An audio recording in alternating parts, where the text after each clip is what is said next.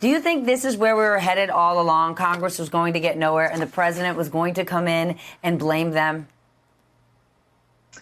Well, it certainly is something that people might have predicted. Remember, these negotiations on Congress had been going on for weeks.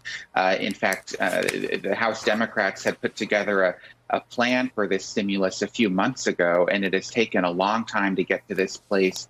Clearly, last week, as they were negotiating, the two sides were not able to see any middle ground. The president was really an absent negotiator throughout, by the way. He is somebody who campaigned as being the ultimate deal maker. The Art of the Deal, of course, is the name of the title of his book. And yet he was not able to make it happen here, which is why he did these executive actions over the weekend. But as Carol was just explaining, and Garrett as well, there are a lot of dubious assertions in these memos that he signed, and a lot of questions about how much of that relief is actually going to reach the American people. Some states are going to have to be involved, and they are already cash strapped. So it's unclear if the states are going to be able to provide the resources that would be required to get all of this money into the hands of people quickly. All right, then let's talk about those specifics, because the president and his allies have always said he's a deal guy, not a detail guy. There was no deal, but the details don't make sense either. The president said people are going on unemployment are going to get $400, which of course is less than the $600.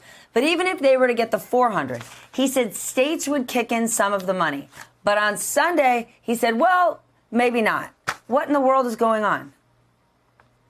Well, according to the order that he signed, states are going to have to kick in 25% of that money.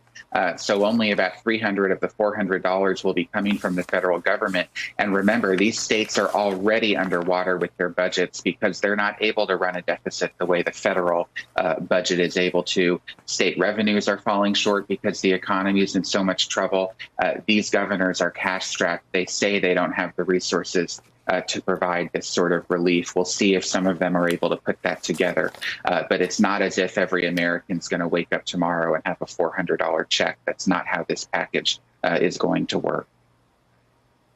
The president has been saying from the get-go he wants to do away with the payroll tax. That's not happening, but what he's trying to do here is a payroll tax holiday, meaning you don't have to pay it now, but you will have to pay it later. But he's turning it into a campaign pitch, promising to make it permanent if he's reelected.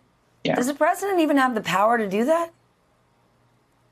Well, the Congress has the power to determine how we tax and spend. They have that authority. It's worth pointing out, by the way, that there was widespread and bipartisan opposition to the president's idea of a payroll tax cut.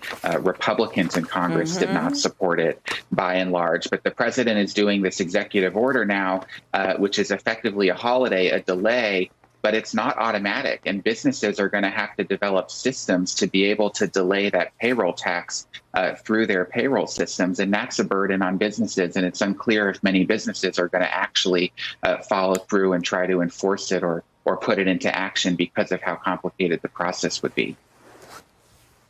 Given how many Republicans don't support the idea of a payroll tax cut, given that Steve Mnuchin himself said it would take so long, to your point, to work its way through the system and not get in the hands of people who need it most, where does the president's, dare I say, obsession with the payroll tax cut come from? Who wants it so badly? You know, he wants it. He likes the idea of a tax cut because he's sort of a marketer at heart, and it sounds good. And you're not going to find that many Americans who say, oh, I don't want my taxes to be cut.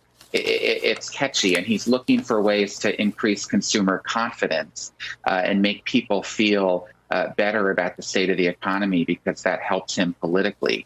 And so this payroll tax cut idea is something that he's been talking about for many months now, since back in the spring. It never got any traction on Capitol Hill, but nonetheless, it's something the president has been trying to advance along with his economic team. He was unable to get any legislation to that end. And so you saw the order he signed over the weekend, but it is not a permanent cut, as you point out, Stephanie. It's really just a holiday, a delay, and only if businesses choose to implement it.